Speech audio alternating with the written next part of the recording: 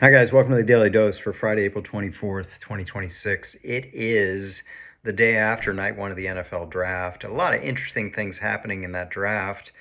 Used to be that these top picks would make extraordinary amounts. Some, not only the highest rookie contracts in the league, some of the highest contracts in the league. Back when 2008, when Sam Bradford got an $80 million contract, the NFL and the NFL players, mostly veteran players negotiating then, decided to do a redraft of the rookie system, took a scalpel to that pay, and instead of those $80 million contracts, the first top rookie after the new collective bargaining agreement was Cam Newton, making $22 million over 4 years. Well, that number is now up to $55 million over 4 years for the number one pick, Fernando Mendoza, last night, who was obviously a no-brainer for the Raiders. We knew that was going to happen, and he gets a contract that sounds extraordinary of $55 million over 4 years. But what is that? That's 13 to 14 million a year. He will be the maybe lowest paid starting quarterback in the NFL with that number. That just shows you, while it seems like such a big number, 4 years, 50-something million dollars, he'll be the lowest paid starting quarterback in the NFL. And he may be that way this year, maybe that way next year, maybe that way the third year before you can even redo the contract.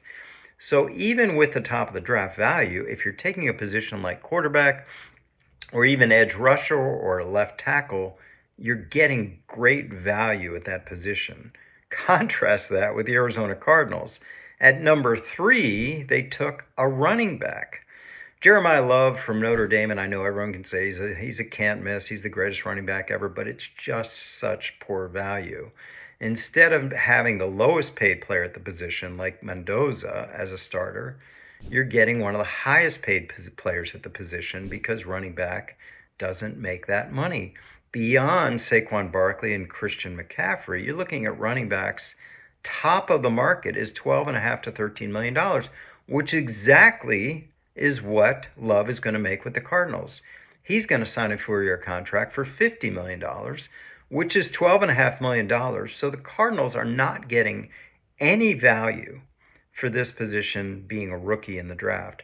They are instantly making Jeremiah Love one of the highest paid players at the position without having played it down, without having taken a snap, without having put on a uniform for the Arizona Cardinals. So it just shows you the vast contrast in getting what I call bang for the buck out of the draft.